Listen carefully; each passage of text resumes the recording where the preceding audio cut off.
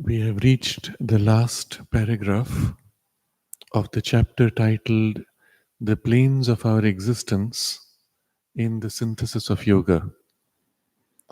In this chapter, Sri Aurobindo takes up the theme of the various levels of consciousness and the status and relationship of the Purusha and Prakriti, soul and energy of soul or nature. This he has taken up step by step, first describing the physical world, then the vital and the mental, and then in great depth and detail, the relationships between the physical and the vital, and equally then, by extension and suggestion, the relation between the mental, the vital, and the physical. In these paragraphs, we have found all the principles of occult knowledge, occult practices, and we have also understood why it is that we are not conscious of these planes and to what extent these planes act upon us and through us without our awareness. In particular, he dwelt on the knowledge of the other bodies that we have other than the physical.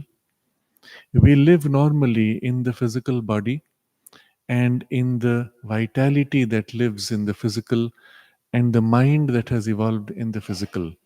But all of this still belongs to the physical body and the physical experience. Through the physical senses, we then are aware of the physical world only. But we have a vital body of which we are not normally conscious, which opens to the vital worlds, and through the vital body, we are in relation with things of the vital worlds. Similarly, a mental body, and through the mental body, we are in relation with things of the mental worlds. Of these worlds also, Sri Aurobindo points out that the consciousness of a special focus of the vital or mental world is not separate from the physical, and it as if blends into below into the physical and upward into the higher ranges. And the same thing happens with the mental world also. And this was the last sentence we had read of the previous paragraph. There, that is in the mental world through which we connect, to which we connect through the mental body, there we find the psychical and mental heavens to which the Purusha can ascend when it drops the physical body and can there sojourn till the impulse to terrestrial existence again draws it downward. Here too, that is in the mental world, there are many planes, the lowest converging upon and melting into the worlds below, the highest at the heights of the mind power into the worlds of a more spiritual existence. And then the next paragraph, which we now take up, These highest worlds are therefore supramental. And this is very important. Therefore. Why therefore? The picture he has given us is from the mental worlds, which is itself made of many finer gradations. There is this turning downward, and he uses two words: lowest converging upon, and second word, melting into the worlds below. So, from the mental world, there is a converging upon the lowest physical worlds, and there is a melting into the physical and vital worlds. These two words are very important because the same two words apply upward, where he says, the highest at the heights of the mind power into the worlds of a more spiritual existence. He doesn't repeat these two words, but they are implied. The highest converge upon and melt into worlds of a more spiritual existence. And these two words we have to understand more deeply, and then we will appreciate the word therefore. And this is, these highest worlds are therefore supra mental.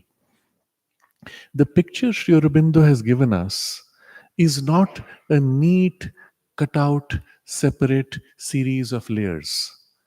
What he shows is distinct gradations of consciousness, of experience of the Purusha, and the status of the Purusha in each of these. But all of these are part of a continuum blending into the rest of creation. And so, just as we have seen earlier, the close relationship between the vital and the physical worlds, so from the mental worlds, leaning towards the vital, he says, converging upon and melting into the worlds below, all the way down to the physical. So, convergence is when all the lines begin to gather towards a single point and finally touch at a single point. Now, that single point may not be a fixed position, but it may be a relative appearance also. So, in a painting that you draw on paper, if you have a grid of lines, let's say many roads which you see parallel to each other, or many lines which are parallel, they all converge upon the horizon. And the line of the horizon represents infinity in the distance.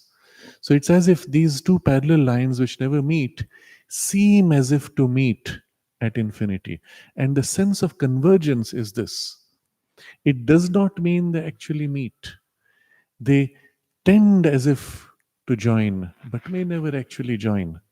And the suggestion here is this: when the mental plane and its lower ranges converge upon the vital and the physical, you have as if a series of narrowings, tendency towards vitalization, if we may use the term, or physicalization, that is acquiring increasingly the character of the life energy, or acquiring increasingly the sense of rigidity and closed bound dullness and heaviness of the material world. But as it increases, increasingly drifts towards that, as if approaching the horizon, there's a point beyond which you cannot distinguish anymore the vital or the physical. And so you never actually see the convergence joining and fixing in. It blends in a way that at some point you say, I do not recognize the mind anymore. It's vital only. Or it goes further, I do not recognize the mind anymore. It's physical already. This is the sense of the word converge. From the mental consciousness, it seems clearly as if it's joining with the vital and the physical. But when you actually shift layers and drift lower and lower, there's a point of transition after which you cannot distinguish anymore, and you lose the sense of the mind and you melt into. And that's where the second word comes: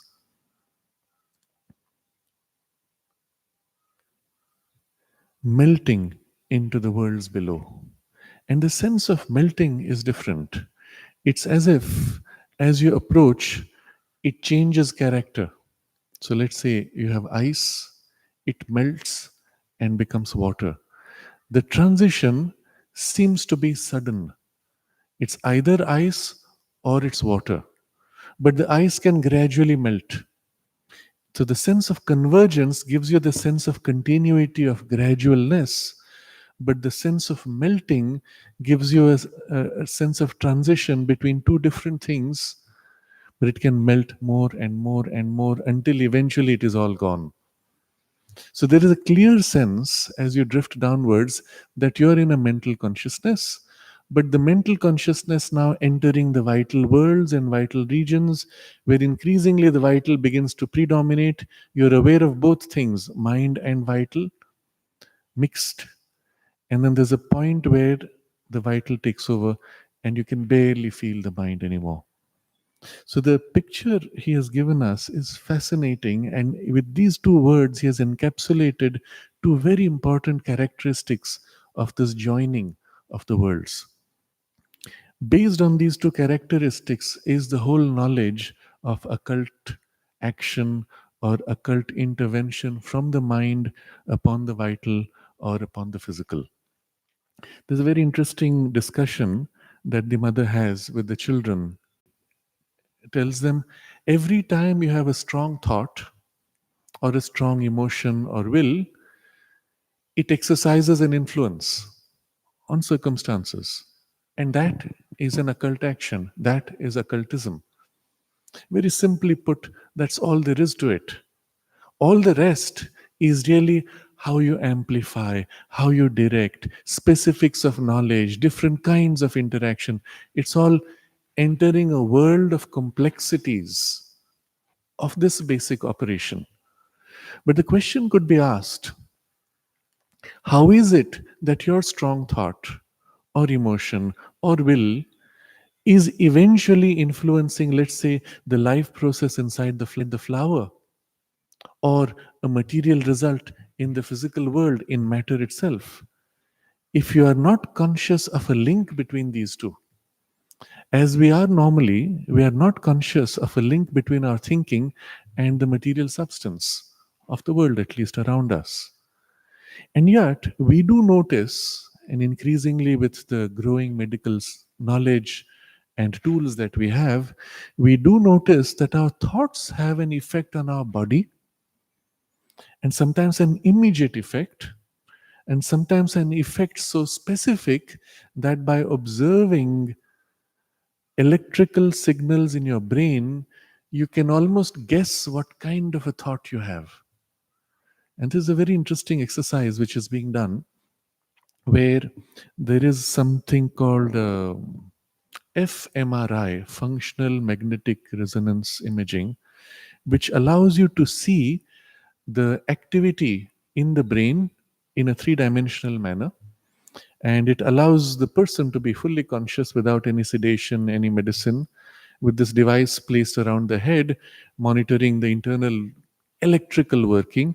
But you're not really getting the electrical signals only, you're also monitoring the usage of sugar and oxygen in the brain. And there's something else which is called a Hall effect device, which measures electrical and magnetic variations, but is not so precise in pinpointing locations inside the brain.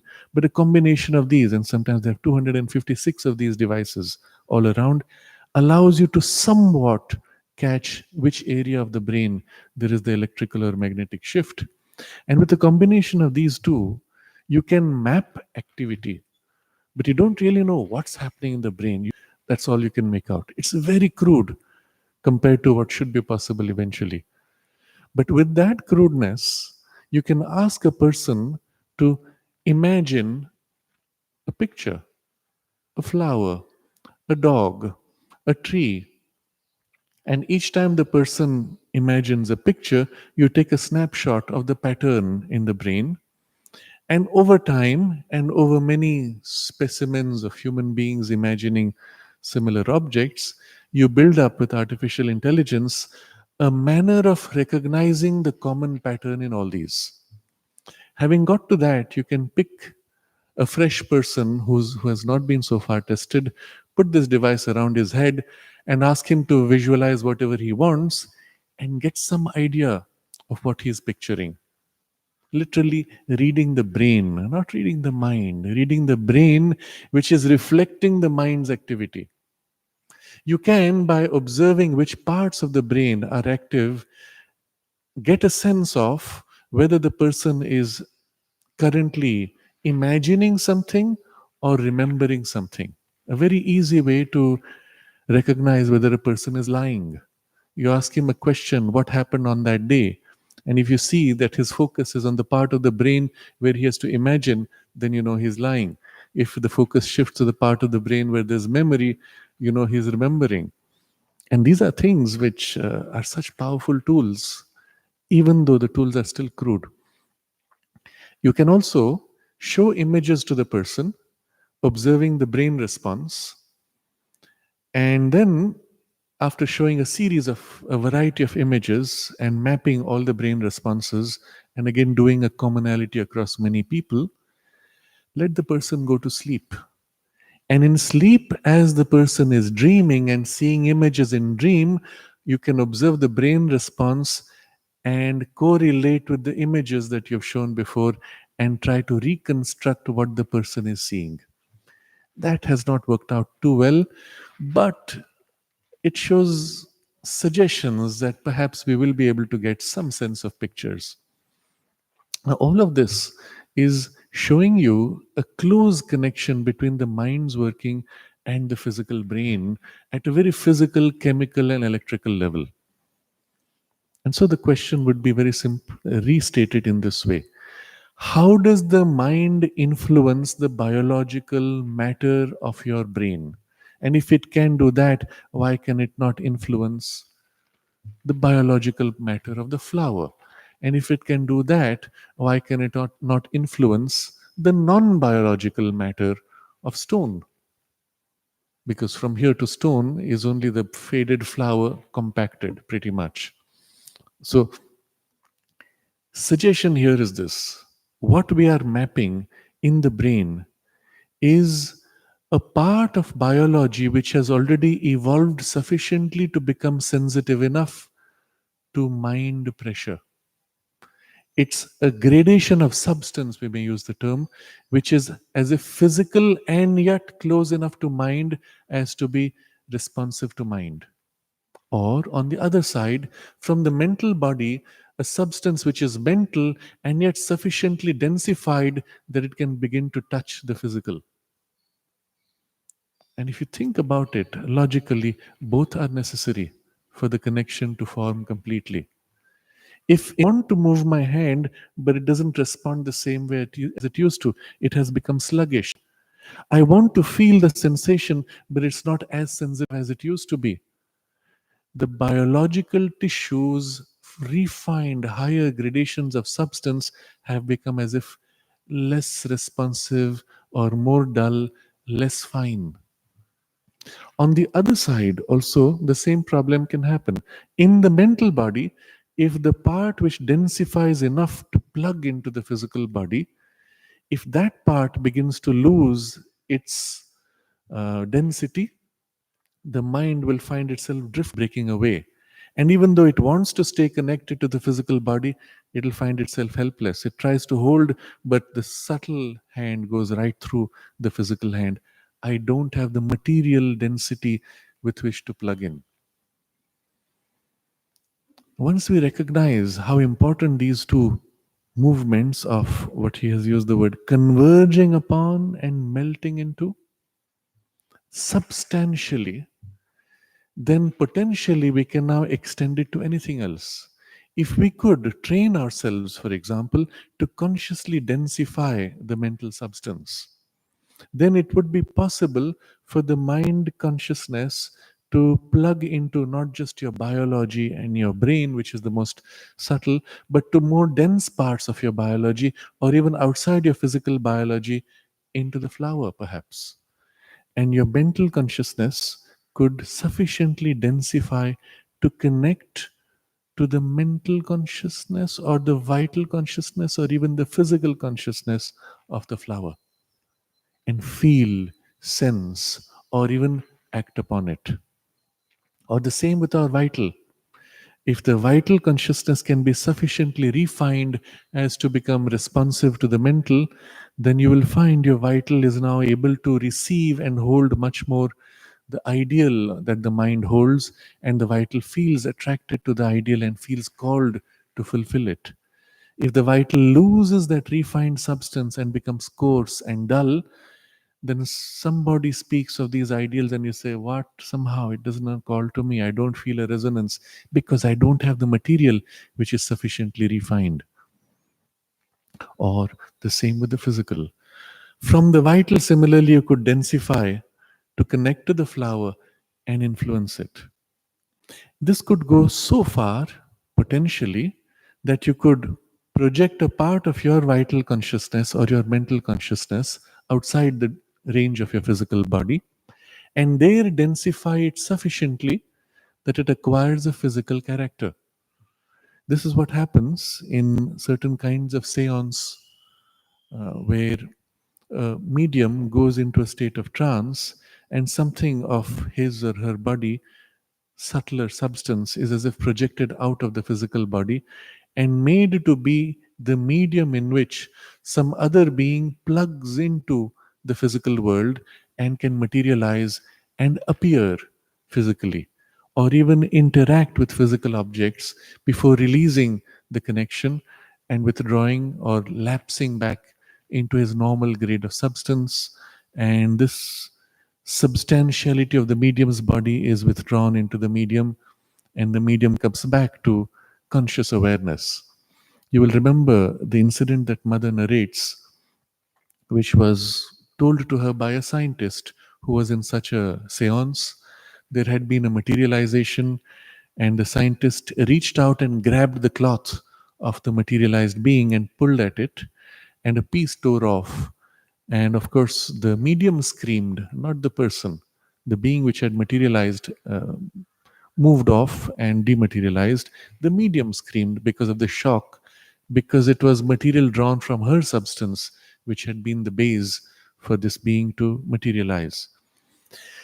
Again, extending this knowledge a little further, a person could project out in the subtle body, so let's say a mental vital mix, and go out consciously in the subtle body on a different location, and then densify his substance willingly, consciously, until it acquires a material character, and there interact with material objects, do things, and then release the densification of done by the will to come back into the subtle body and return.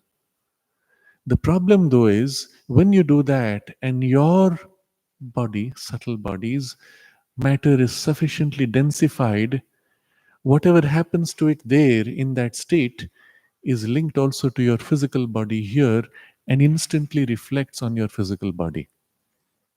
And Mother speaks of this. She says it's extremely dangerous. If you're injured there, then you will find the mark of the injury here. Something of this, she says, happens in dream state. If you're attacked and you're hurt, and someone asked this question, Mother, if someone kills us in the dream, there's no problem, right? Because the dream we think is just fantasy, hallucination. She said, oh my, not at all. It's very serious. If you have an injury there, it can appear in your physical body immediately. When you wake up, you notice it, but it happens instantly because your subtle body is connected most completely to your gross physical body. That link remains even after you've materialized there. So there is this one incident which was narrated to us by the person who was recording the mother's classes in the playground.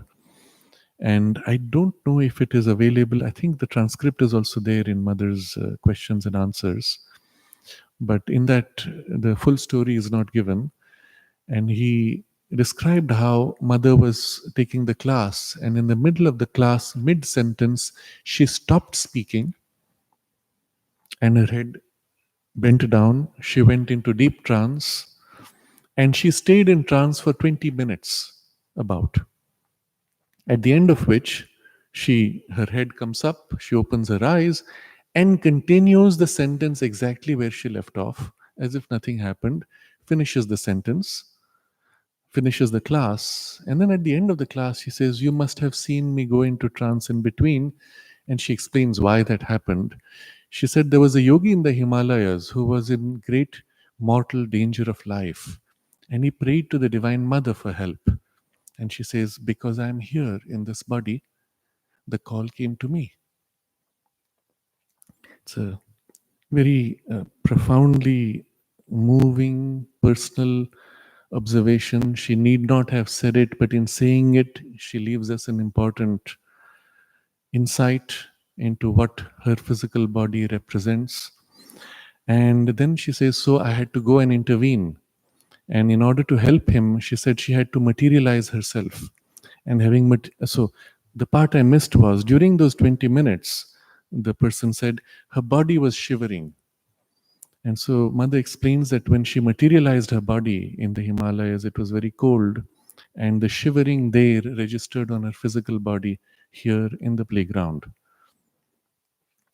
She does not reveal too much of what happened or what was necessary, what was the nature of the intervention, but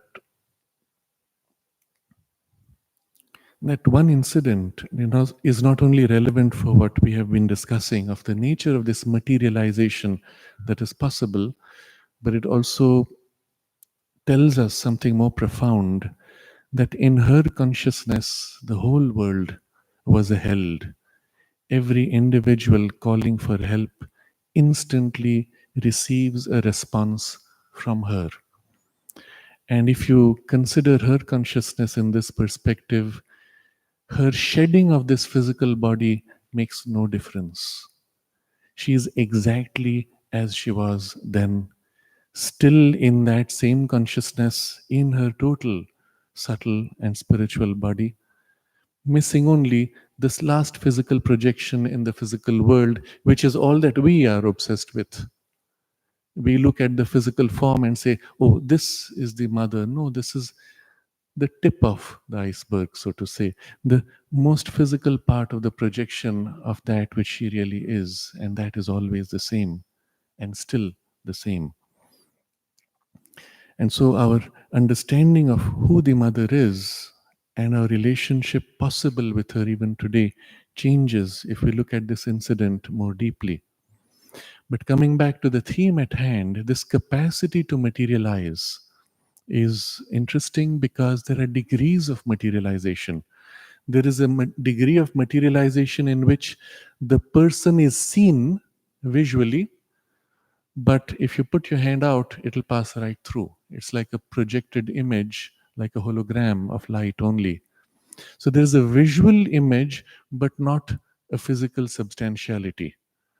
Or sometimes there is a physical condensation, more like a vital condensation, strong enough that you can feel the presence energetically and sometimes even touch, but you cannot see.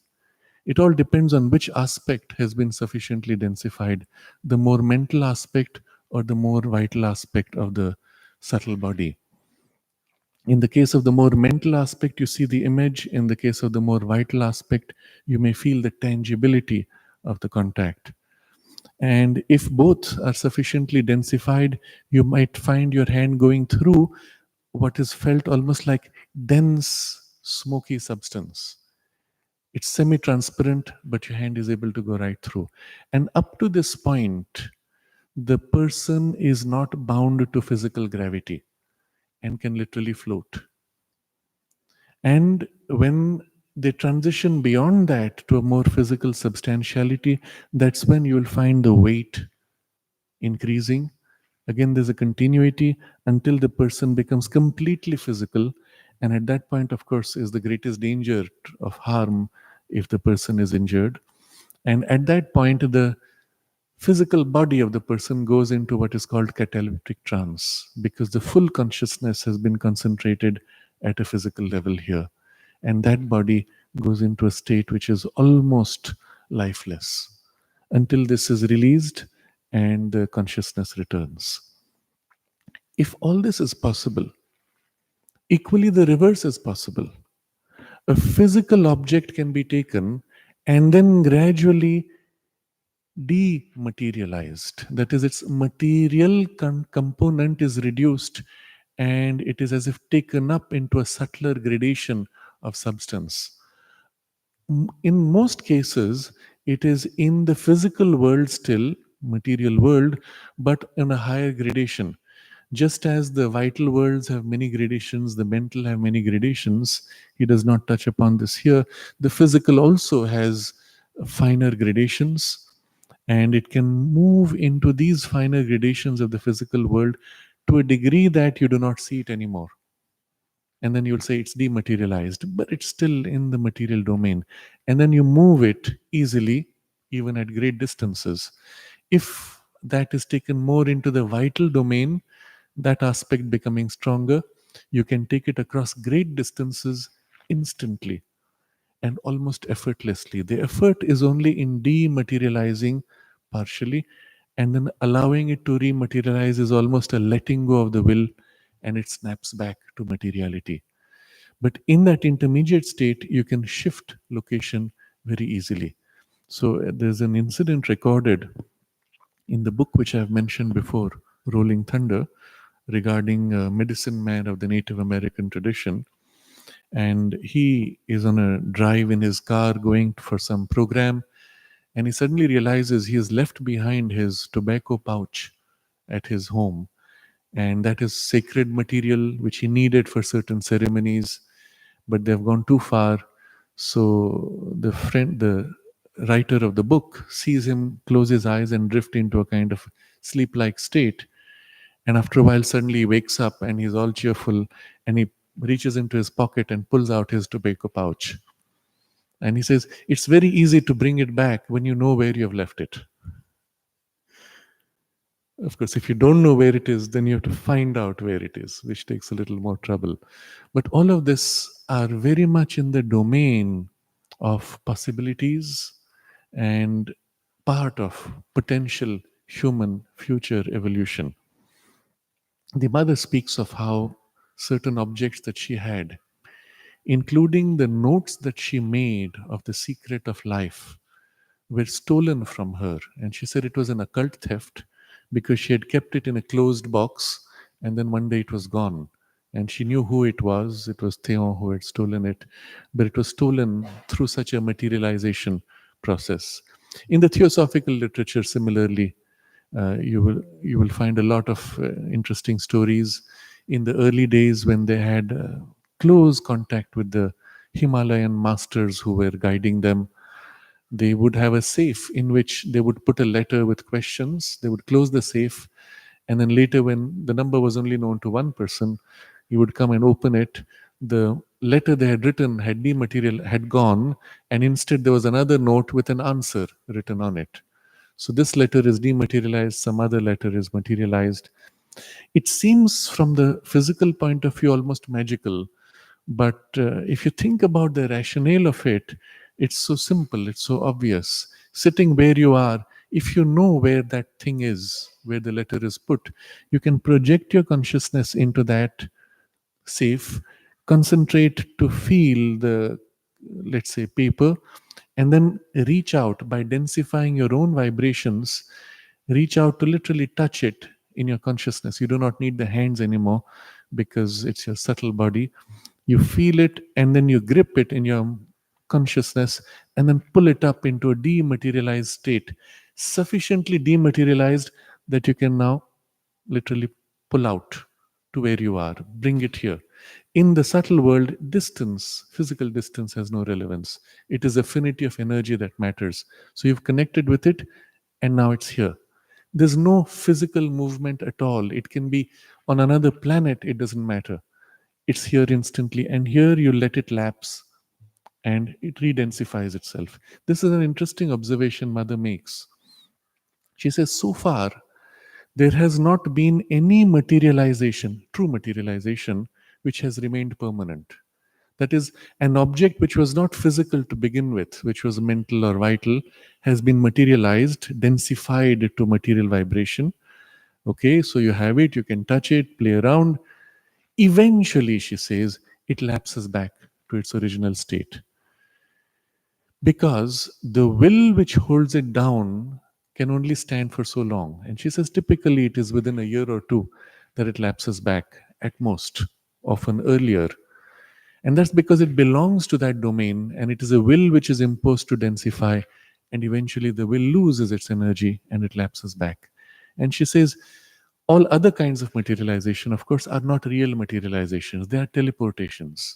As you know, there are many yogis, or I will use the word saints or magicians. Saintly magicians would be the right word, because they are more magicians than spiritual beings. They have a power to materialize or dematerialize, and they build a following often with that. So when they materialize and give you a watch or a piece of metal trinket of various kinds, it's not a real materialization.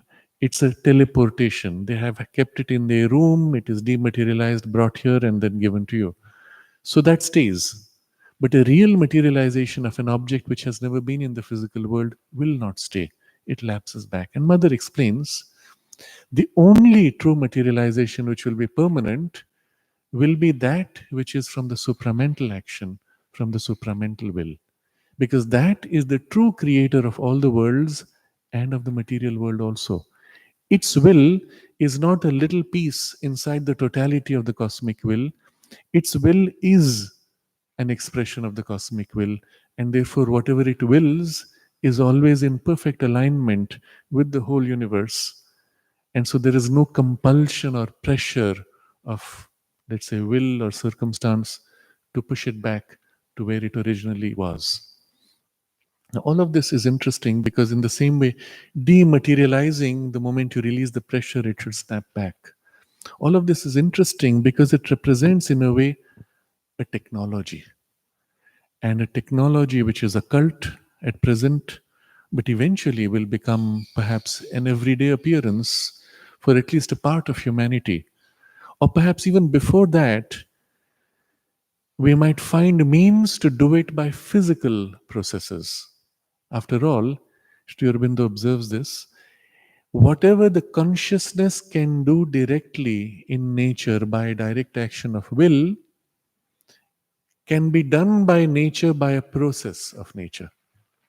It's a very profound statement. It means anything that the free consciousness can do, the spiritual consciousness can do by exercise of will in nature, can also be replicated by some process within nature, and which means a technology. By following this process, you will get this result.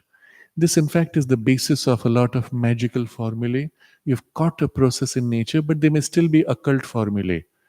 But in principle, you could find the same result by physical formula or many formulae physically. And this all belongs to a realm of technological exploration. A lot of this is already conceived of in science fiction, where you will see in Star Trek, you have these things, teleporting devices. You stand under it, push a button, and here you're dematerialized and materialized elsewhere, or you're pulled across, dematerialized there, and rematerialized here. These things are possible, in fact, even technologically. But the technology will be imitating what consciousness would do directly. It brings us to a finer nuance of the discussion, and maybe we'll stop with that. If nature can do it and consciousness can do it, what's the difference? Why not use nature's processes? If by a biological intervention you're able to make your body, let's say, more strong, more healthy, more young, why not do it? How would it compare with what Mother speaks of through a supramental transformation of the body, which would make it also effectively ageless, materially immortal, nowhere needing to age or die? What would be the difference? Well, there is one fundamental difference, and this is the point Sri Aurobindo makes. Yes, you can use all of nature's methods, but in the very act of using a method of nature, you are bound to her and you become her slave. Now you're dependent on that method. So, for example, in order to be able to move the flower from here to there, I have to exercise, extend my hand and move it. If you chop my hand, well, I cannot move it. Or if I have to move a very hot object, I need pincers, metallic pincers of a sufficient strength that they will not melt. So they are literally metallic objects with which you can scoop up molten lava. Now, if you make that out of iron, iron will melt because lava is a rock, iron almost. And so it would melt eventually. But you have metals which melt at much higher temperatures with which you can scoop up lava. But if you don't have that, you can do nothing. And this is the problem with occult methods, occult techniques or technologies. The occultist may have his wand or his crystal ball or his magic mirror or cape of invisibility or whatever it is you're used to seeing in cinema or in fantasy fiction. And yes, they all have truths behind them.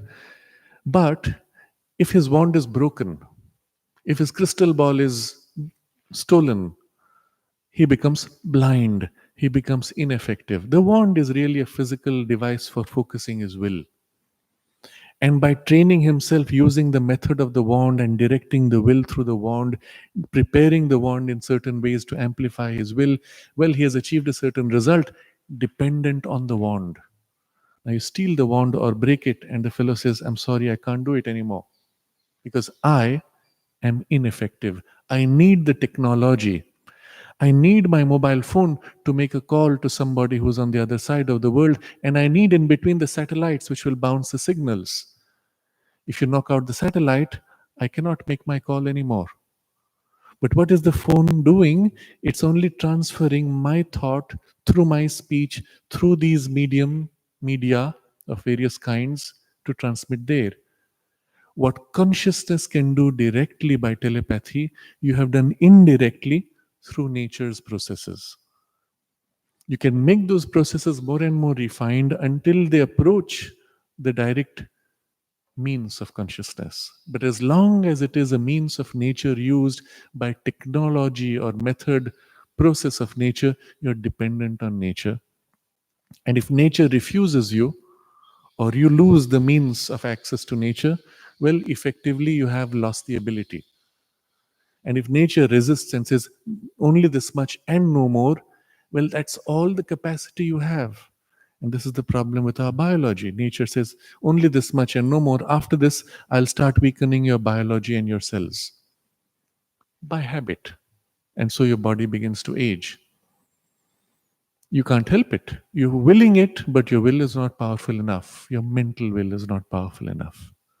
But the difference in the transformation of consciousness is when your mind now becomes a supramentalized consciousness.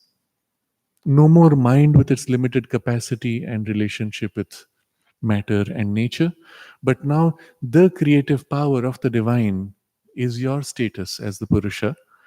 From there, what you will on nature, nature cannot resist because she is the free power of the supramental consciousness.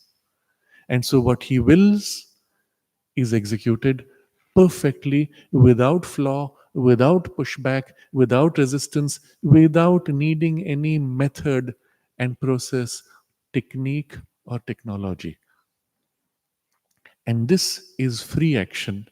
That is bound action, limited action, where she rules you while seeming to yield to your will. This basic difference we have to recognize. And it is this which he now comes to in the very next paragraph. These highest worlds are therefore supramental. They belong to the principle of supermind, the free, spiritual, or divine intelligence, or gnosis, and to the triple spiritual principle of Satchidananda. From them, the lower worlds derive by a sort of fall of the Purusha into certain specific or narrow conditions of the play of the soul with its nature.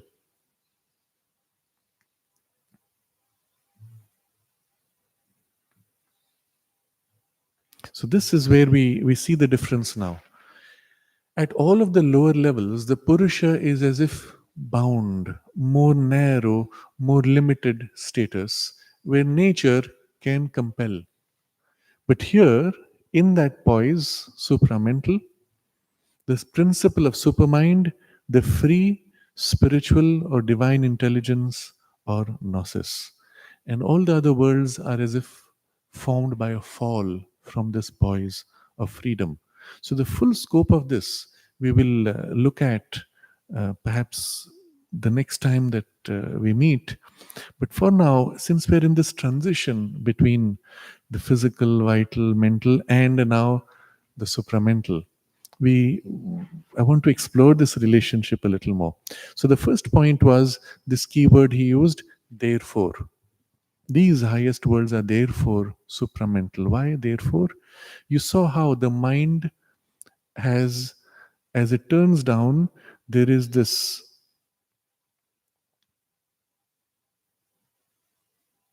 converging upon the vital and physical and melting into the vital and physical. In the same way, when it turns up, there is a converging upon and melting into higher ranges. But there's a point of transition after which you can no more call it mental because it converges upon something else other than mind.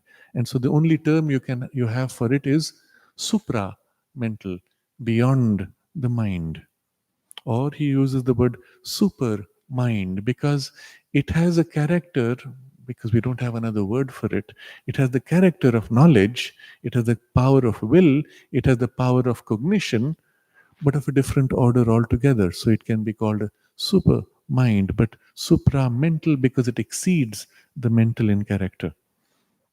Sri Aurobindo has a footnote to this word divine intelligence called the Vijnana or Buddhi, a word which may lead to some misunderstanding as it is also applied to the mental intelligence, which is only a lower derivation from the divine gnosis. So he has used a series of terms: the principle of supermind, the free spiritual or divine intelligence. There are facets of intelligence: free intelligence, spiritual intelligence, divine intelligence, or gnosis, or triple spiritual principle of Sachidananda. Now, each of these terms you will find used all across the synthesis of yoga, in the life divine. Of course, he defines the terms as soon as he introduces them, but here he is making connections to the usage of each of these terms. What they mean, what they represent, we will look at in more detail another occasion. But for now, we'll just take this term supramental. And what's the relationship between supramental, mental, vital, physical? And all of this we want to map to our own immediate human experience or whatever we can of it. Remember, so far in our study, we have been doing that. Right now, you're conscious primarily in your body of your life energy and your mind as it has evolved in your physical body. You're not conscious largely of your vital body or your mental body, of which perhaps you have a slight sense or a slight glimpse. You're not conscious of the ranges beyond, even of the higher ranges of the mind, and certainly not of your spiritual. And yet, through all of these, the influences pour into you. And that's all you're aware of. What passes from behind the veil to the surface part in your physical body and your awakened physical consciousness. That's all that you're conscious of. What then is this relationship and how can we internalize it to whatever extent? And we have a very interesting discussion of the mother in her classes from which I want to read.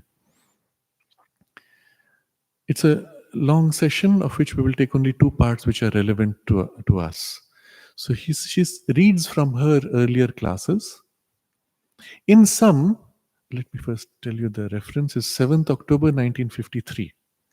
She reads from an earlier class. In some, the aspiration moves on the mental levels or in the vital field. Some have a spiritual aspiration. Now, you see, she's speaking of an aspiration on three different levels: mental, vital, and spiritual. And so this will be the question on which she will elaborate. On the quality of the aspiration depends the force that answers and the work that it comes to do. So we all have an aspiration. Is it a mental, vital, or spiritual? And depending on that quality, there's a response from the divine. In all three cases, there's a response.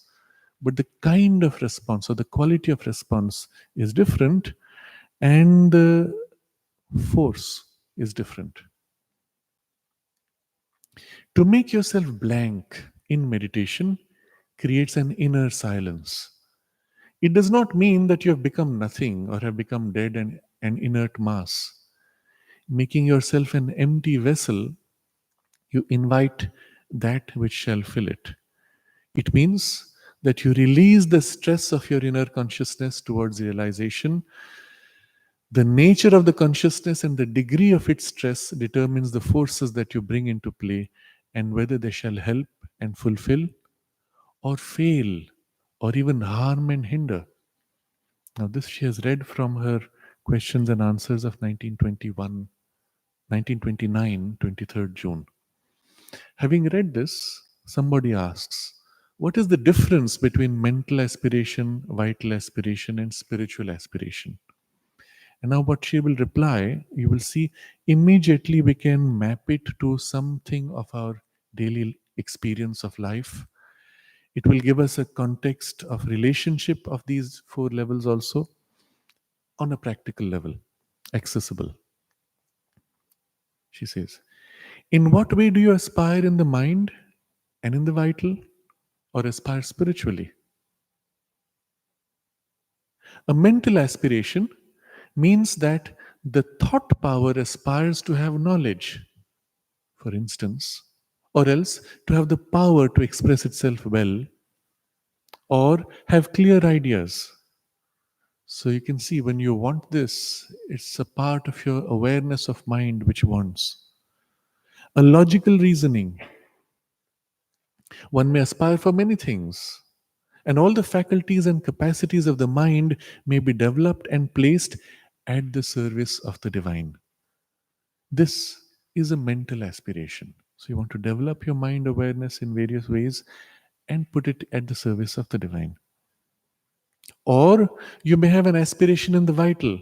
If you have desires or troubles, storms, inner difficulties, you may aspire for peace, to become quite impartial without desire or preference, to be a good, docile instrument without any personal whims, always at the divine's disposal. This is a vital aspiration. So you see, she's giving you a reference of the various facets in the vital consciousness through which it enters in relation to the divine. You may have a physical aspiration also, that the body may feel the need to acquire a certain kind of equipoise in which all the parts of the being will be balanced, well balanced, and that you may have the power to hold off illness at a distance or overcome it fast when it enters trickily, and that the body may always function normally, harmoniously, in perfect health. That is a physical aspiration. A spiritual aspiration means having an intense need to unite with the divine, to give oneself totally to the divine, not to live outside the divine consciousness, so that the divine may be everything for you in your integral being. And you feel the need of a constant communion with Him, of the sense of His presence, of His guidance in all that you do, and of His harmonizing all the movements of the being. That is a spiritual aspiration. Someone asks, Mother, does aspiration come from the psychic? Mother, not necessarily. Each part of the being can have its own aspiration. Question, how can the physical manage to aspire since it is the mind that thinks? So now we come to the distinction of aspiration as distinct from thought. Mother, as long as it is the mind that thinks, your physical is something that's three-fourths inert and without its own consciousness. There is a physical consciousness proper, a consciousness of the body. The body is conscious of itself and it has its own aspiration.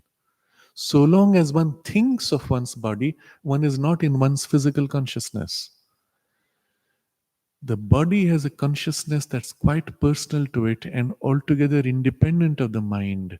The body is completely aware of its own functioning or its own equilibrium or disequilibrium, and it becomes absolutely conscious in quite a precise way if there is a disorder somewhere or other. And, how shall I put it? It is in contact with that and feels it very clearly, even if there are no external symptoms. The body is aware if the whole working is harmonious, well balanced, quite regular, functioning as it should. It has that kind of plenitude, a kind of plenitude of joy and strength, something like the joy of living, acting, moving in an equilibrium full of life and energy. So, what she is pointing to, and this is the difference we have. You can say, I'm thinking about my body or I'm feeling my body, but from a mind awareness. Yeah, it feels hot, it feels heavy, it feels tired. But it's mind looking at body or feeling body. What she's describing is literally getting into the body consciousness and feeling what the body feels in itself. And that's the part where often we feel somehow today I'm feeling a little queasy. I don't know what's wrong. And then the mind brings an association with another memory. Maybe I might catch a cold.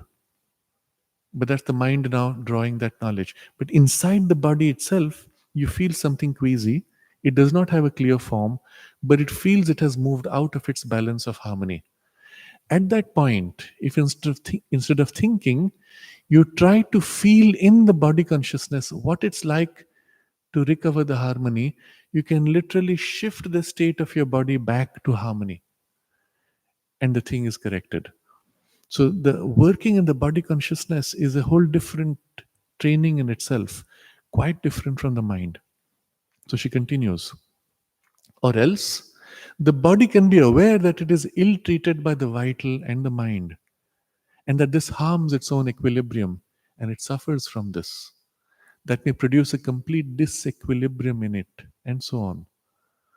One can develop one's physical consciousness so well that even if one is fully exteriorized, even if the vital goes completely out of the body has a personal, independent consciousness which enables it to move, to do all kinds of very simple things without the vital being quite there, quite independently. The body can learn how to speak. The mind and the vital may be outside it, very far away, busy elsewhere. But due to the link joining them with matter, they can still find expression through a body wherein there is no mind or vital, and which yet can learn to speak and repeat what the others say. You see, what she's describing is something which is not in our normal range of experience. She's saying the vital and the mental can be out and an out of body experience. Normally, the body would be asleep. But here, the body can be taught to actually function, even to speak, to converse, and do basic simple things. And she says, the body can move. I don't mean that it can exert much, but it can move. It can do small, very simple things. It can write, for instance, learn how to write as it can learn to speak. It does speak a little, how to put it, slowly, with a little difficulty, but still it can speak clearly, sufficiently clearly for one to understand. And yet, the mind and vital may have gone out altogether, maybe completely outside. There is a body consciousness. And so, when one has developed this body consciousness, one can have a very clear perception of the opposition between the different kinds of consciousness. So, we'll just digress from this with an example. You see, when the mother is describing this, I'm going to take a couple of examples to show how far this can go. There is an incident in the life of Madame Blavatsky. You know, she was a very developed occultist, with extraordinary capacities, and she would often be out of her body, working on other worlds, and increasingly in her later part of life, she would be like that.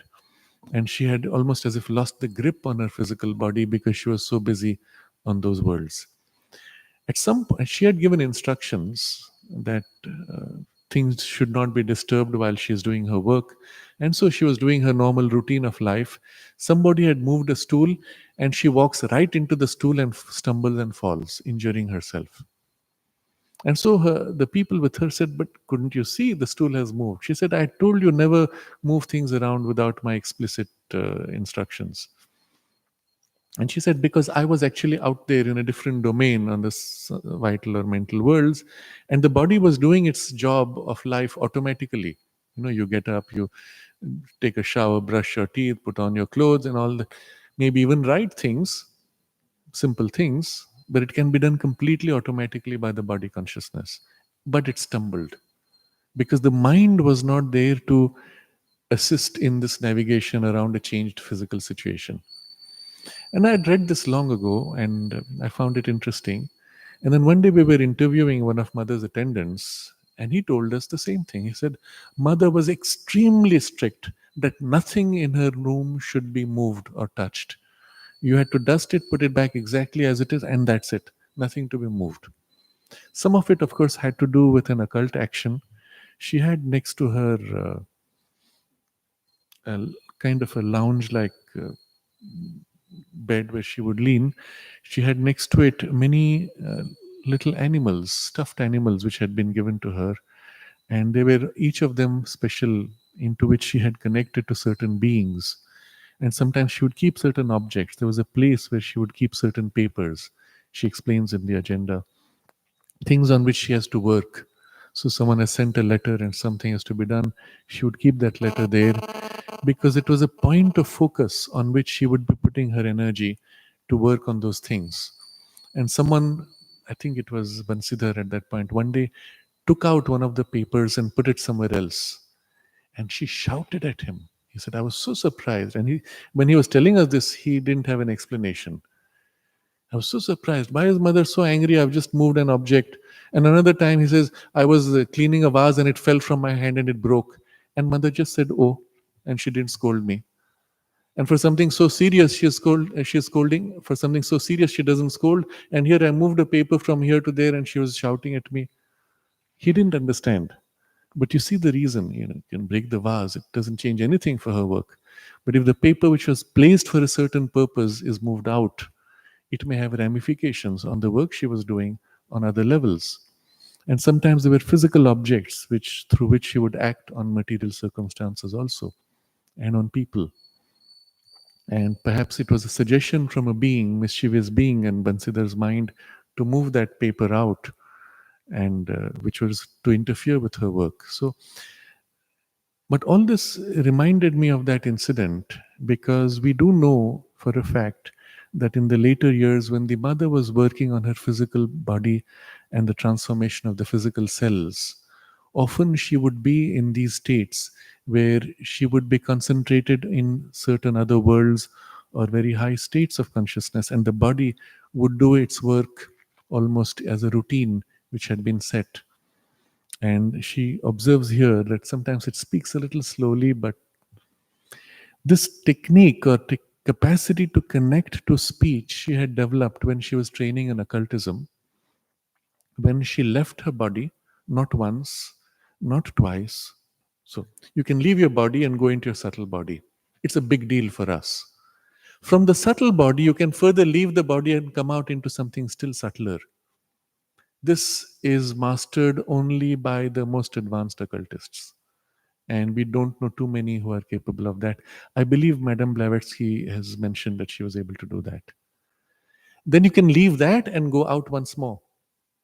I've not heard of that in any literature that I have seen. And Mother says she went through that process of leaving one body for the next, all the way 12 times, until she reached the highest edge of creation where form and the formless meet. Now, that capacity to go all that way, normally, even if you go 2 levels up, your body goes into cataleptic trance, which means it cannot move. Your breathing slows down to become almost practically nil. Your heartbeat slows down to something like 1 pulse a minute. Effectively, if someone put a finger on the pulse, they would say dead, except the body doesn't decompose because the link is there and the energy flows through that link. But the consciousness is withdrawn completely. Now, she went into that state, got through 2, 3, 4. Already the body would be normal in a cataleptic trance. But she mentions how she developed the capacity to be able to keep the link with the body through speech. That being in those domains, she could dictate things. And this is a technique which was also known to Madame Théon, who was her teacher, and she would do that. She would go into those domains and then she would dictate what she was seeing, what she was doing, and mother would transcribe at that point. Because the body cannot write from that state, but it could speak. And these notes mother prepared, and that was part of the work she was doing to assist her. But mother developed the same capacity, and it was in one such out of body state, going high up, many levels up, that Madame Théon and the mother were both on that level. And Madame Théon saw the mother in that form, in her subtler form, and she saw above her head 12 pearls. And so she said, she,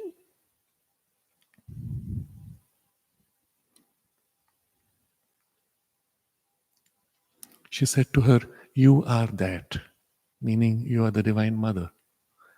She recognized that formation of the 12 pearls, which was a distinctive symbol of the divine incarnation. And the mother mentions this again in passing, as if it's something casual. But beyond that, to go further higher up to higher ranges, leaving 12 bodies, even Madame Théon was not capable of. It's something which the mother was able to do, and all the way to the highest level, keeping the link to be able to speak. And there's a whole description. We don't need to go too much into detail. It's at that point that she saw the prototype of the supramental form. And it was there that Theon was with her at that time to protect from attack. And he asked her to reveal to him the secret of life, which was found on that level. And mother refused to. He was very upset and he tried to cut off the link and so on. The link once cut, you cannot return. Effectively, you are dead, as they say, because your body is already in cataleptic trance. So in his anger, he cut the link and then later regretted and forced it back. But it was a very painful passage. All these experiences mother had to go through, which she barely, very superficially documents in some of her discussions in the agenda. But it shows you the range of experiences that she had to have in her human incarnation. And what we have is barely a superficial glimpse of it, but that glimpse gives you the sense of the range to be able to have gone through all these different kinds of experiences and these worlds. And then she says later she noted on a paper what it was that was the secret of life. Now, what it was she noted is not known to us. Was it in this form of a sound? Was it in the form of a symbol or a particular formulation of what was experienced? But she had noted it. And then she said once it was lost, and then she wrote it a second time and kept it. And that time it was stolen by Theon using this method of dematerialization. But all this is to describe to you that one can go out all the way, and still she was able to maintain the link so that the body could speak. And this is to show you that even when all the consciousness is pulled out at its most material level, the body can still retain and can be trained to hold its individuality. When the body needs something, we continue with the text, and is aware that this is what it needs, and the vital wants something else and the mind yet another, well, there may very well be a discussion among them, and contradictions and conflicts. And one can discern very clearly what the poise of the body is and the need of the body in itself, and in what way the vital interferes and destroys this equilibrium most often and harms the development so much because it is ignorant.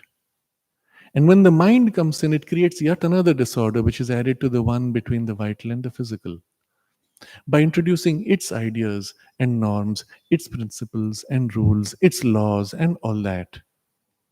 And as it doesn't take into account exactly the needs of the other, it wants to do what everybody does. Human beings have a much more delicate and precarious health than animals because their mind intervenes and disturbs the equilibrium. The body, left to itself, has a very sure instinct.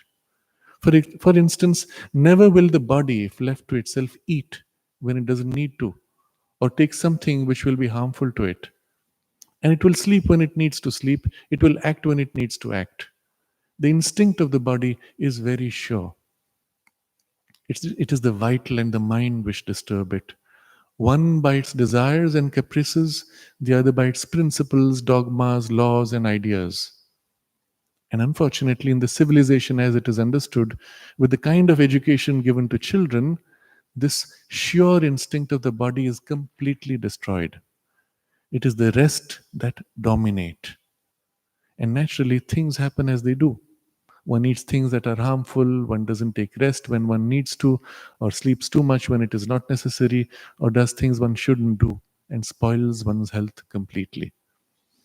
There's the example recently I read of a child who, from the age of 2, was only eating chips and fried foods or junk foods. And by the age of 20, had such a severe deficiency that he had gone completely blind, and various other powers of the body were on the brink of collapse. And he couldn't change. He could not eat anything else because from the age of 2, the body's instinct had been overridden by the vital greed. And that's it. So we skip now. There are other discussions she has. And we now come to the link. So we've looked at the physical aspiration, vital aspiration, mental aspiration, and the link to the spiritual.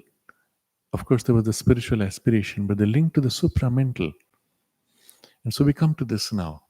And in the same text, at the end, Mother is reading now, again from the 1929 text, and then she comments on it. First, she reads, "The supramental does not take interest in mental things in the same way as the mind. It takes its own interest in all the movements of the universe, but it is from a different point of view and with a different vision.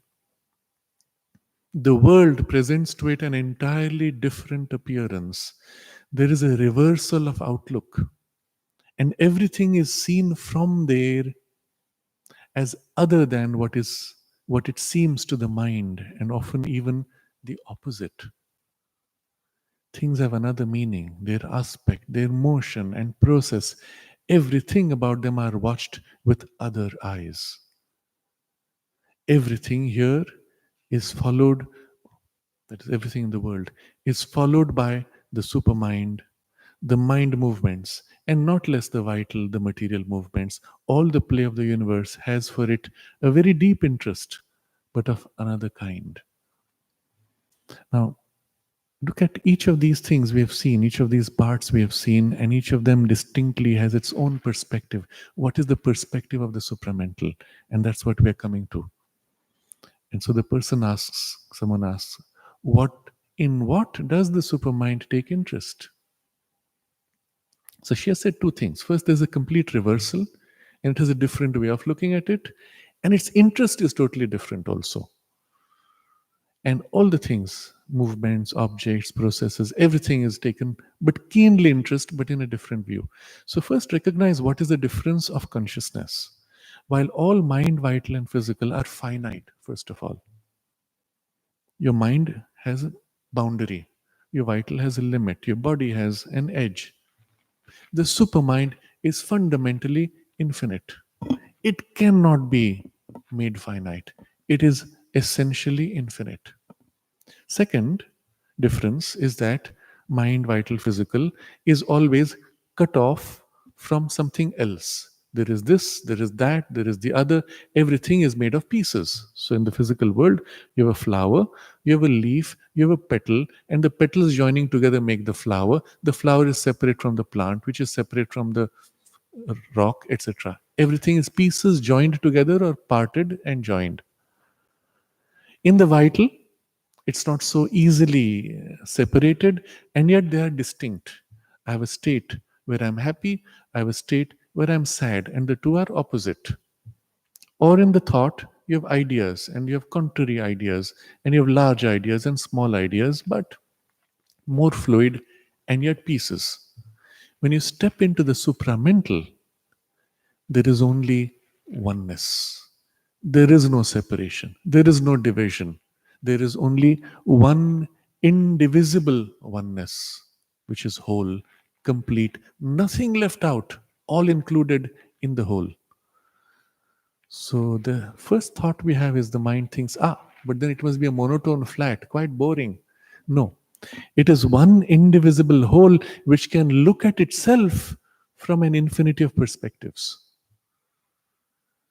infinitely rich in perspectives of its own oneness and experiences of itself, and infinitely rich. Remember, it is consciousness of infinity, so its richness also is infinite in the sense that you can know it this way, that way, that way, that way, that way, unendingly, and scales in different hierarchies of infinities, unendingly infinite in possibilities of self knowledge.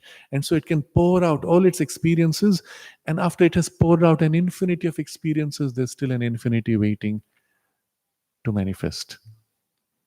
And it is rich, diverse, complex, beyond conception of anything the mind can think of in terms of infinities and possibilities.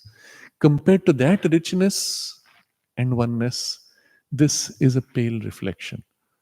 So it's very interesting. You have infinity, you have oneness, which is indivisible, and yet you have infinite multiplicity. Now, what does such a consciousness, which knows everything because nothing is left out, which can do everything because all is itself and there is nothing other than it to oppose it, what does such a consciousness view the world from in its perspective? What is important for it? What is interesting for it? That's the question being asked to her. In what does the supermind take interest? Mother. It takes interest in the transformation of the world. Very interesting. Goes straight to the heart of it. It takes interest in the transformation of the world, in the descent of forces in the material world and its transformation, in its preparation so that it may be able to receive the supramental forces. So, what will its single most important focus be? Well, fulfilling all the infinite possibilities which are waiting to manifest. And in the material world, it sees all this blindness and limitation and all the things which prevent all the infinite possibilities from manifesting, and it wants to transform and it wants to bring in these forces and assist that whole process. And she says, and it is conscious of the difference between the world as it is and the world as it ought to be. You see, in the supramental consciousness, since all is included, all space, all time, all possibilities in all of space and time is also there in its one single vision. So when it looks at the physical world as it is, or the world, the whole world as it is, it sees and knows at the same time what it can be, and all the things it can be, and what is the highest fulfillment also at the same time. So it's literally as if you take a seed and you can see the full journey of the seed into the plant and all the flowers and all the seeds which will come from its fruits and all the plants which will come from those seeds and everything in a single glance as it looks at the seed. And so when it looks at the whole world, it sees all of this flowering that is still waiting. And so it is, she says, and it is conscious of the difference between the world as it is and the world as it ought to be. So you see, it's not a monotone. It's like this, it should be like that. No, it sees the full spectrum of possibilities. Every moment, it sees the gulf between what is and what should be, between the truth and the falsehood that is expressed. And constantly, it keeps this vision of the truth, which broods over the world, so that as soon as there is a little opening, it may descend and manifest itself.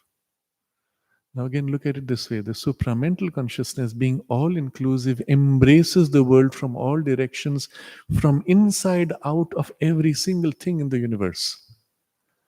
And it sees and knows the falsehood from inside it. And the moment there's a slightest opportunity, a gap, poof, it pushes itself. Nudge, nudge, nudge, nudge. And so when you look at the complexity of the world situation, it is present inside everything, and every opportunity it nudges, pushes, nudges, pushes. But each of its little nudges and pushes is perfectly synchronized with all of itself, because it is one consciousness, not two pieces, not two arms, but one single movement nudging through so many. And so always coordinated and always spontaneous in the outcome. But it has to go through these little gaps, so to say. As soon as there is a little opening, it may descend and manifest itself. And what to the ordinary awareness seems quite natural is for it usually a play of obscure, ignorant, altogether unconscious forces. It sees all this unconscious forces. And it does not find that at all natural. It finds that a detestable accident and tries with all its strength to remedy it. It seeks, looks, and if there is any receptivity anywhere, it intensifies its action. It does not see men in their outward appearance, but as vibrations, more or less receptive and more or less dark or luminous. And wherever it sees a light, it projects its force so that it may have its full effect. Now, you remember this. Mother is describing this. It's the consciousness in which she lives. It's the consciousness from which she acts.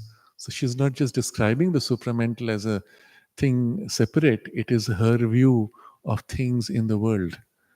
And that was the problem for human beings around her, because they couldn't understand why she behaved this way with someone and that way with another, often in the same situation, a different behavior. And they could not recognize this view and approach of the supramental. And instead of treating each being like a pawn on a chessboard, a small, well defined person, it sees how forces enter, go out, stir, move, and make all things move, how vibrations act. And it sees those vibrations which ascend and lead to progress, and it sees those vibrations which cast you further and further into the darkness, which make you go down. And at times, someone comes to you with ready-made words which he has learned generally from books, but nevertheless full of aspiration and goodwill, and he is answered by strong rebuff and told that he should try to be sincere. He does not understand. You see, she's giving examples literally of how she's intervening with certain people. This is because the force sees that there is no sincerity. The force does not see the words, does not hear the words, doesn't even see the ideas in the head, but only the state of consciousness. Whether the state of consciousness is sincere or not. So there were many examples with the mother where somebody came and they said all the right words and mother said no. And they said, but what is this? And it created a lot of confusion among people who had to deal with that. And what mother was responding to what was that state of insincerity. You see, a lawyer can use all the rules of the law to commit a crime and get away with it. And the intention being insincere, you can fit into the scheme of all the right words and structures and laws, but the supramental will say no. Or equally the reverse. If there is sincerity, even if you're doing the wrong words, it'll help you come out of that confusion and lead you through the light. There are examples where people who wanted to do good were just snubbed like that. And I remember, I think it was Narad who narrated how he had planned to make something very beautiful, taking some of the quotations from the mother and from Sri Aurobindo and the paintings which Huta had done. He wanted to project them in a certain way. All the ideas were there, and Huta had reported to the mother that he's going to mix this and that. And mother wrote a very strong note, or she spoke in very strong words, no fancy should mix into this, something like that. And Narad said he got the letter and it hit him hard. And the whole thing stopped, whatever he was doing. And he never understood for a long time what it was. Why was mother so harsh when the whole thing was moving so beautifully? And of course, in time, as the inner being matures, you may not be able to explain rationally what it was, but you understand, yes, that action helped to break through certain things and develop something much more deep, much more true and complete. And maybe it postponed a short term benefit for a much deeper and long term outcome. She continues, there are other instances of people who seem to be quite frivolous and stupid and busy with useless things, and suddenly one helps them, encourages them, treats them like friends and comrades. For one sees shining in the depth of all that a sincerity, an aspiration, which may have a childish form outwardly, but which is there and very pure at times. There was the example of a person who came to the ashram with wearing military clothes. He was, I think, from the Air Force. Everybody was, or the army, everybody was making a big deal of it. And mother met him with great affection, showered him with love. And afterwards, when he went a few days later, there was a news item that he had been arrested for impersonating. He was not at all from the military. He just put on the clothes to get benefits. And so mother was asked, Mother, didn't you know this? She says, yes. But when he first came in front of me, his inner being leaped out, weeping. She said, what could I do? So she gave him all the love, all the affection, not to this false personality, but to the inner being, which was weeping, to be free from this imprisonment of a perverse and false personality. So this is what she is describing here.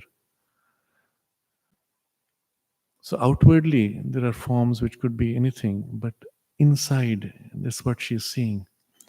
And so one does many things for them which people don't understand, for they cannot see the reality behind the appearance.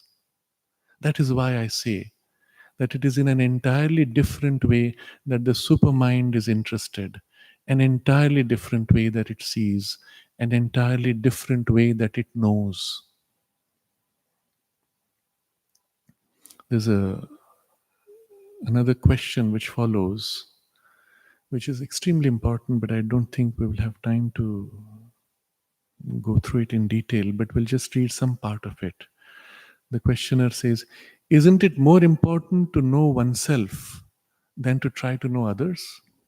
Mother, very important, of capital importance. Besides, that's the field of work given to each one, to know yourself.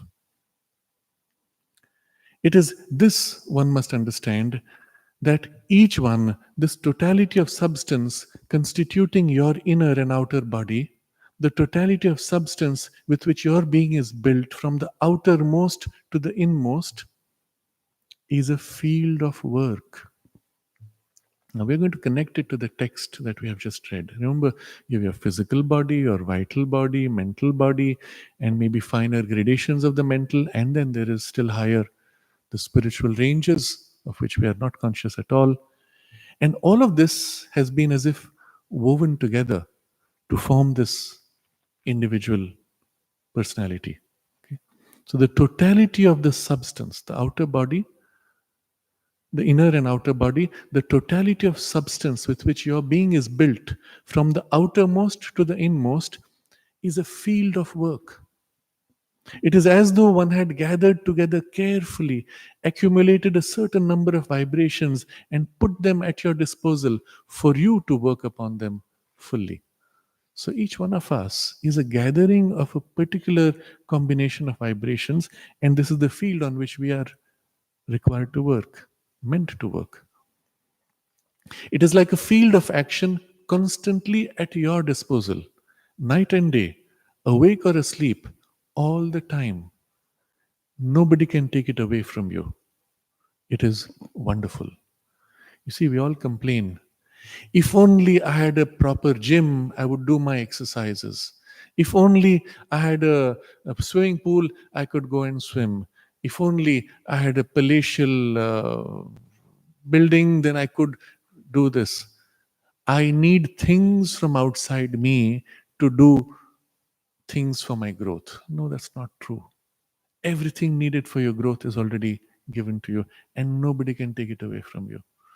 And so you could be left all alone, as Sri Aurobindo was, in solitary confinement in jail, and all other external devices being taken away from him. He deepened the working on himself. And that's when he wrote that poem called Invitation, which describes a whole scene out there in the wild of nature, with wind and the weather beating round me. Up to the hill and the moorland I go. Who will come with me? Who will climb with me? Wade through the brook and tramp through the snow? Not in the petty circle of cities, cramped by your doors and your walls, I dwell. The whole poem is very deeply symbolic, of course, but all this is describing in a state of physical solitary confinement where there's barely enough space for him to lie down flat. He has to actually crouch his knees slightly to be able to lie down in the jail cell, and for weeks together. But the field of action, nobody can take away. You can take away everything else. So, and she says, it is wonderful. You may refuse to use it, as most people do, but it is a mass to be transformed that is there in your hands, fully at your disposal, given to you, so that you may learn to work upon it. So, the most important thing is to begin by doing that. You can do nothing for others unless you're able to do it for yourself. Think about it. How can you help someone with something if you don't have already the thing which is needed for the other? You can never give a good advice to anyone unless you're able to give it to yourself first and to follow it. And if you see a difficulty somewhere, the best way of changing this difficulty is to change it in yourself first. If you see a defect in someone, you may be sure it is in you, and you begin to change it in yourself. And when you will have changed it in yourself, you will be strong enough to change it in others. And this is a wonderful thing.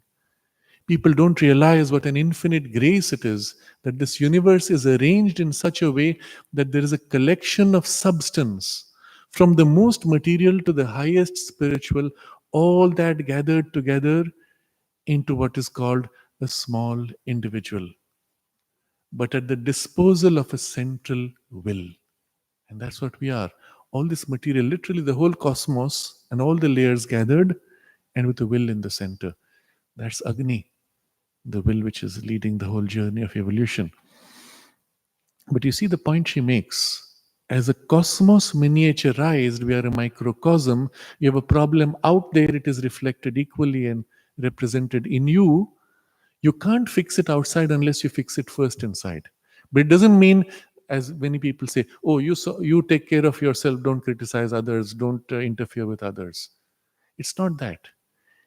She says you have to change things outside. That's part of our work. But you cannot be effective in the external change if you have not made that correction first internally. Or your effectuation there will be limited, or it will be temporary. The moment the situation changes, you will lose it because the core problem is not resolved in your means to be able to effect outside you. And when you're corrected internally, you have the means now to impact. And that's a new skill you'll develop, how to exercise from within you to outside you. But first, it has to be done within, then only this can be exercised fully. Of course, you cannot say, until I am fully purified and transformed and divine, I will not act in the world. It doesn't work like that either. So there's always a double action, an internal correction, and then it's action outside, and you go back and forth. And every now and then outside you, something fails, something slips. You look at what it is inside you that needs correction, and then again you re engage. And so it's as if in another place she says, life is like a mirror, it reflects what you are internally. And all your external actions are, in a sense, an attempt to correct something internally. Equally, until you have corrected internally, you cannot correct outside you. But at the disposal of a central will, you do not have the central will in the universe. The central will is within you. So you have to start here, and changing here, you will be able to change everywhere eventually. And that is yours, your field of work. Nobody can take it away from you. It is your property. And to the extent you can work upon it, you will be able to have an action upon the world. But only to that extent. One must do more for oneself besides than one does for others.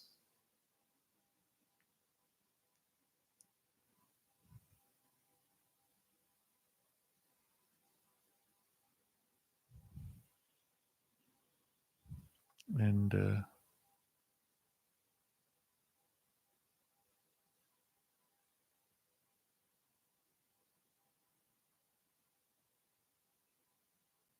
well, I think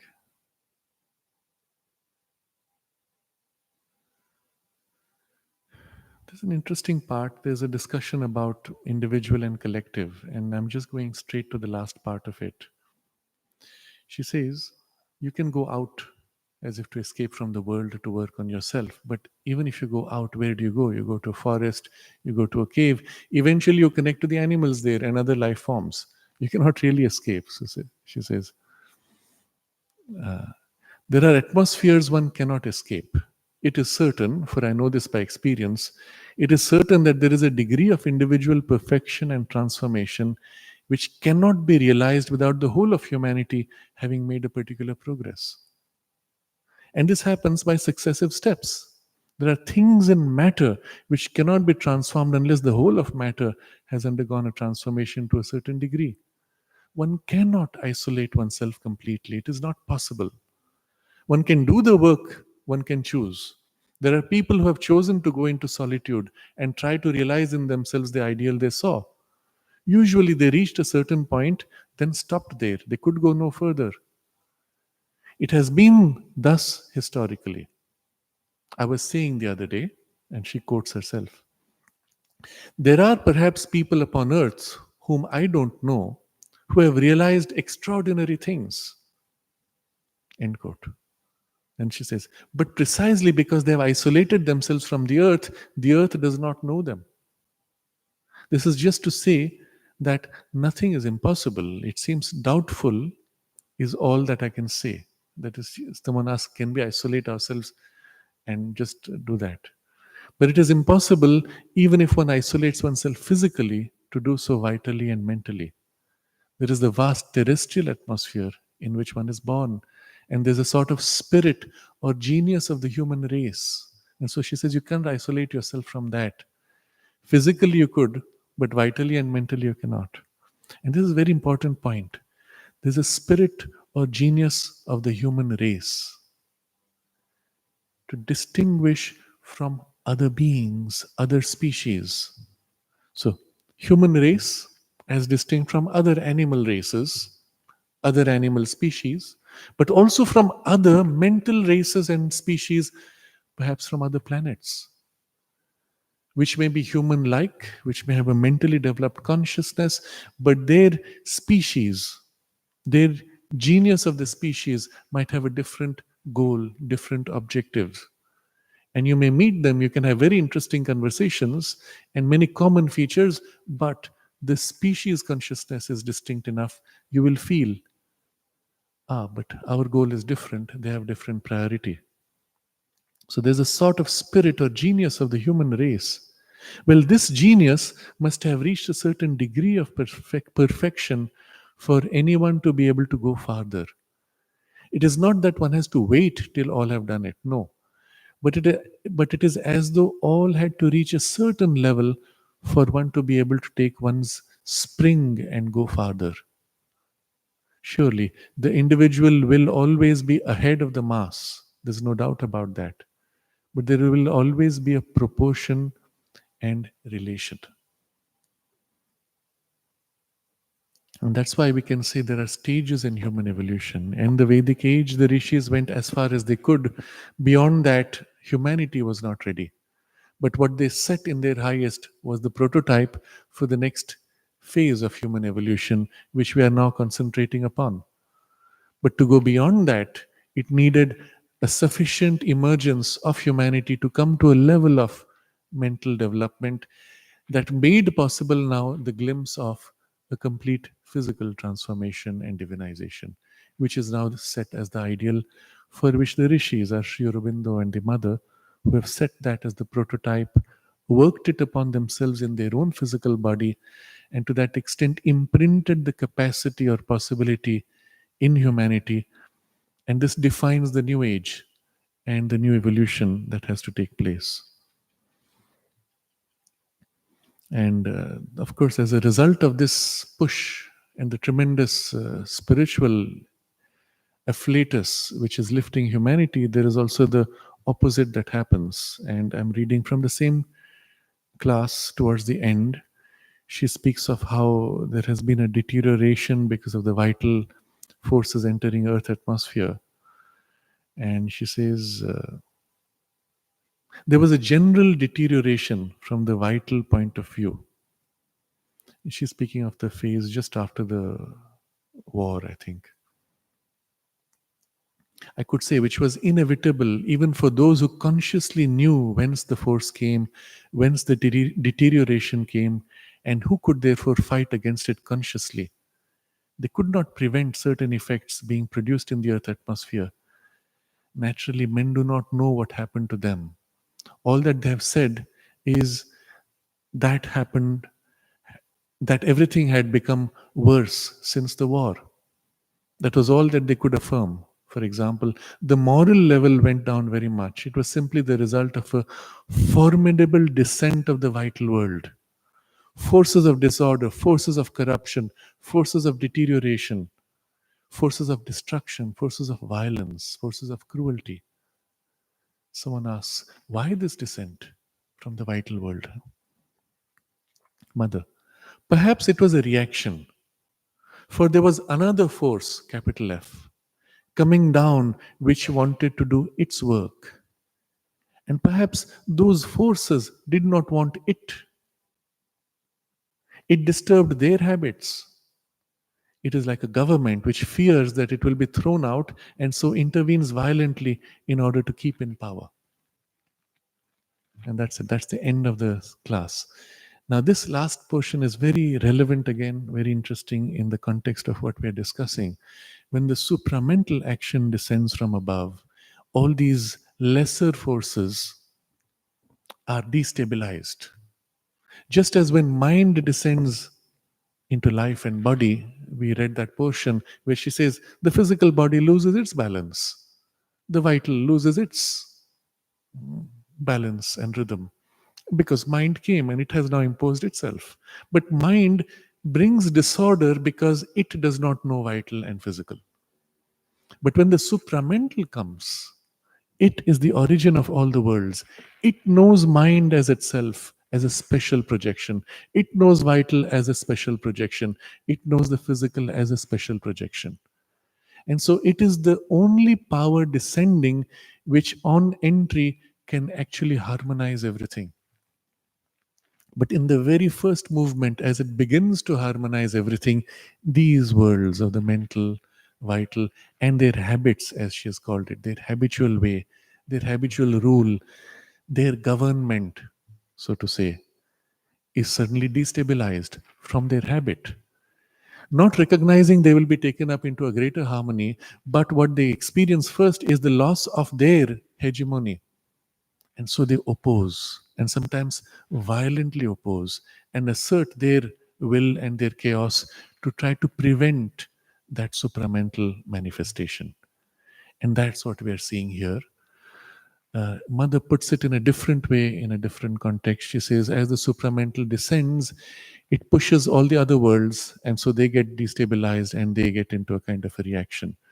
But all of this was, in a sense, to be expected in the very nature of that supramental descent. We look at material processes and we get lost in circumstances saying, this happened and so chaos came. No, it's a much bigger picture. And unless we keep the bigger picture of this chapter in mind, the mental worlds, the vital worlds, and their influences on the physical worlds, their influences upon us through the mental and vital bodies, we will not understand this observation and the nature of the crisis today, the nature of the transition, and the nature of the solution, which is also demanded of us, which, simply put, is to align ourselves as completely and as exclusively as possible with the divine will. As possible. We start with what little we can. But the more we are able to, the more that action of harmonization begins to act. And as we read, slips through the cracks, catches these moments of light or these centers of light and pockets and begins to work through them. And it is entering a domain which, from its perspective, is all mostly darkness and chaos and confusion, inertia, inconsciousness. And it's leaking in, creeping in, pushing in wherever it finds little points and begins to act to change all this into a manifestation of its light and a harmony of the divine will. And this is inevitable. And Sri Aurobindo says, in the very nature of things, the supramental manifestation is inevitable. Well, because it is the master of all this and the origin and source of all this. And so it is inevitable. The question is only the transition from here to there. And for that, the more the points of light, the more centers of conscious awareness, of aspiration to the divine, the spiritual aspiration, the mental aspiration, the vital aspiration, even the physical aspiration, the more these grow, the more it can act through these centers and through the aspiration, bringing into it a higher response and working through it its harmonizing influence. That's why Mother said, depending on your aspiration is the response and the result.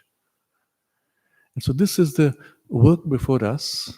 And the immediate focus of that work is, of course, our being, which we now recognize actually contains all of these levels of consciousness that exist in the universe, not all fully developed and not all fully organized, but well, that's part of the evolutionary process. And so in this paragraph we have just now begun, he speaks of what is above mind, the supra-mental ranges, what that means, the principle of supermind, free spiritual divine intelligence, gnosis, triple principle of Sachidananda, from which the lower worlds are derived. And again, he says, as with earlier parts of the discussion, these also are divided from us by no unbridgeable gulf. That is, there is a continuum. These also have their corresponding sheaths in us, the knowledge sheath and the bliss sheath, which are not developed in us. Just as there was a time, and even now we see in animals, the mental body is not fully formed. In the human being, the mental body is more formed. So to our spiritual body is not fully formed currently, and it has to form, and the spiritual being has to emerge out of this mental being. And so this is the big picture. And then in this paragraph, he will describe the relationship between this spiritual consciousness and spiritual body and the mental consciousness and mental body, vital body, physical body, and how its pressure in us awakens the intuitive mind and all the possibilities that open for the completeness of human evolution. And he will link it with the very beginning where he describes the physical world, where he says, the moment something is involved in matter, it has to evolve and completely. And this evolution will not be complete until the full supramental which is involved will be fully evolved and revealed. And that will be the in the material universe the full development. So this is the paragraph which we will take up, which will be after a gap of almost a month, as I will be out of station from next week. And we will resume, we will take this up from, I think the Friday is 23rd of November. It's a long time, but unfortunately, 22nd of November. And we will have the class on Sunday as usual in Pondicherry.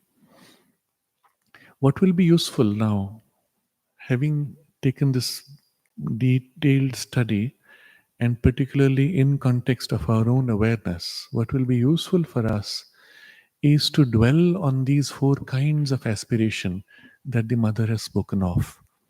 After all, as she says here, at the center of this individualization is the will, Agni, which is what reflects in this form of aspiration.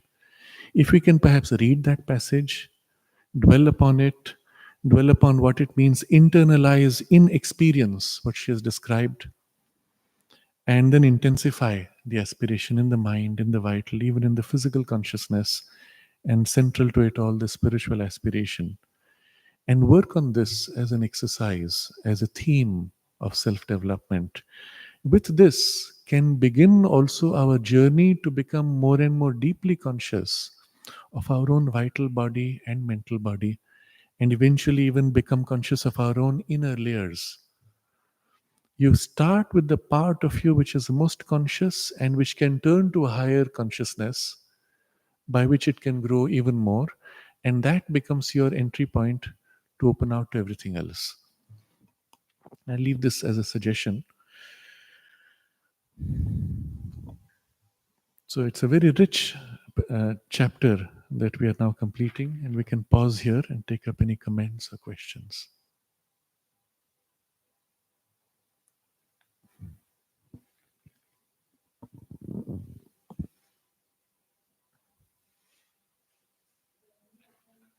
Yes. Yes. Interesting. In Hatha Yoga, do you work with the subtle physical or with the gross physical? In fact, in the proper Hatha Yoga, not basic asanas which we do and which people call Hatha Yoga, in the proper Hatha Yoga, you work with the physical and through the physical on the vital, and through the vital on the spiritual, mental and spiritual. So the rationale is like this. The recognition is that the physical body plugs into the subtle body through the chakras and other centers. And since you are not conscious of your subtle body and you are conscious of the physical, well, by certain physical positions and exercises, you are first triggering and activating those centers. Second, by the pranayam exercises, following a certain sequence and pattern, you are infusing into the physical body an enormous amount of the universal vital energy, through which it's as if your subtle body begins to grow more dense, more conscious. And as a first step, you become conscious of your subtle physical body, and through that, eventually, the vital body, and through it, even the mental body. But it's the combination of activation of the centers and the infusion of life force, which is the link between the physical and the vital. Through that, it's as if your consciousness is liberated from its narrower physical identification. And you grow conscious of your subtle until, again, the focus there is activation of the Kundalini and its awakening through the chakras, through which you open out to the cosmic consciousness eventually. And the result is a spiritual awakening or liberation. But the primary activation is through the physical process of asanas and pranayam. Yes. Yes. So, in fact, that whole process in the Hatha Yoga tradition itself is described in a very general way. ultimately leaving the higher part of the development to the influence of the teacher. And that's why the advanced practices of Hatha Yoga are not done alone. They are done by somebody who's already attained that, who then can assist or navigate the awakening of the Kundalini in you, which is bottom up in the method used in Hatha Yoga. In practice, though, you will see in the later traditions, and Hatha Yoga you can see largely formulated in the Natha tradition. In the later parts of the Natha tradition, there are also variations which involve up to down descent and concentration above head first and subsequently downward, which is not taught in the conventional Hatha Yoga traditions and so on. So there are variations even within that, many schools of thought and knowledge. Much of this is still hidden or some of it lost because not many can get to that point because it's a very slow and laborious process. And that's where Raja Yoga comes in, which uses not primarily physical methods but direct psychological methods to achieve the same result of awakening of chakras. And there, the top down is much more strong in the practice. And there, elements of the asanas and pranayama are taken up. Those elements are all that we are taught normally today when you go to a yoga school which teaches asanas, pranayam. Only that much. But if you take only that, that's the basis for Raja Yoga. The real practice of Raja Yoga is in the deeper meditation, which is not taught. Because again, you need somebody who has that capacity himself. And so the spiritual dimension, both in the Hatha and Raja Yoga tradition, largely is not there in the public teaching. But you understand the principle, and in both the method uses different starting point, but for the awakening of the centers and the Kundalini to liberate the consciousness.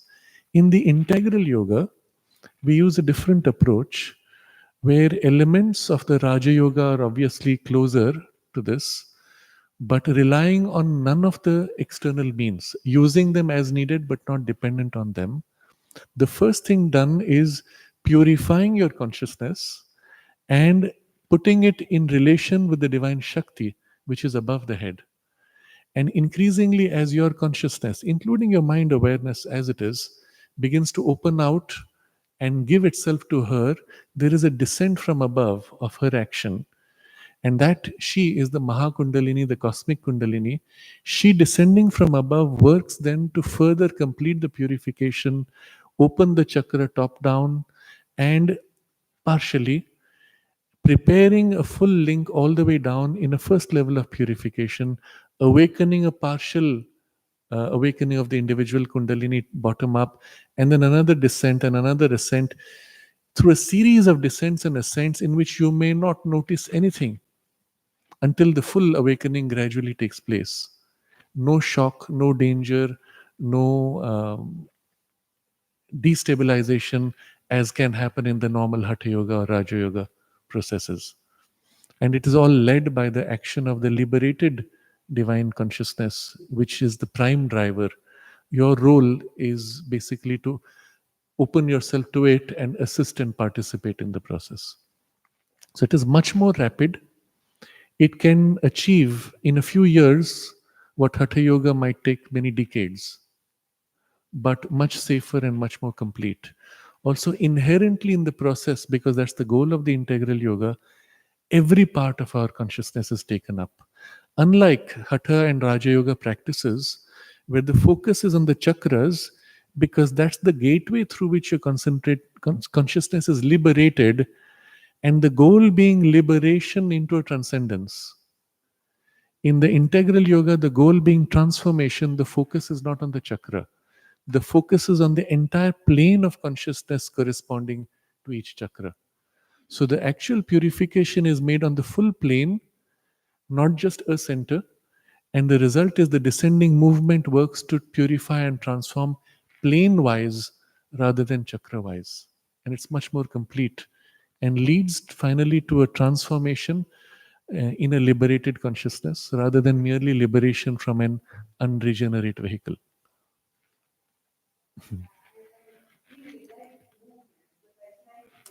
Yes, yes, okay. But this distinction is so important.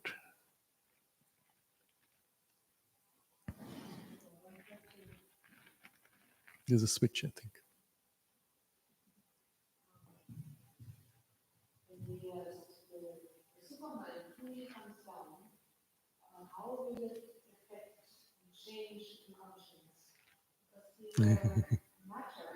Yes. Yes. Yes.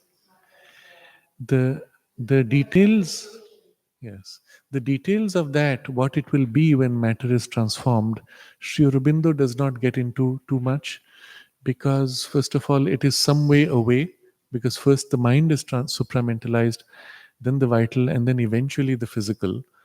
But also because it would be inconceivable for us in our current experience of matter to realize what it would be like. But as an example, if every cell in your body became conscious of the divine and could feel the divine presence and share in the divine delight, and at the same time, the whole of the physical body consciousness as a whole had also a sense of an individuality of the divine and a relation with the divine, that would be the sense of the physical body being transformed.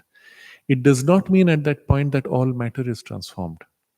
Just the physical body, which is already a special part of matter, awakened enough to be able to contain life, mind, and supermind. But once that is done, it would have an influence eventually into all matter.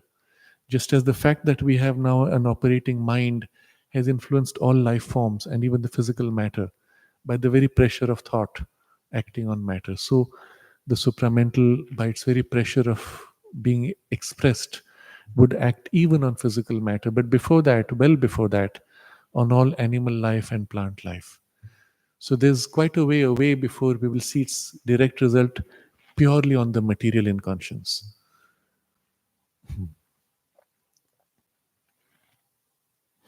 So he ends this paragraph by saying how the supermind will take up all these different layers, and the Purusha seated in the supermind will have full mastery over all these domains. And he says that alone would be the perfect evolution of the involved and development of the undeveloped, for which the Purusha has sought in the material universe, as if in a wager with itself, the conditions of the greatest difficulty. So it's almost as if we entered into this material domain as a challenge, taking the most difficult challenge as the field of action. And so the full sense of this sentence we will appreciate after we have studied the paragraph. But for now, recognizing that this is the domain given to us, you are the world, the domain of your spiritual journey and transformation. And we'll close with this and dwell on it for a while. We'll continue the text in November 22nd.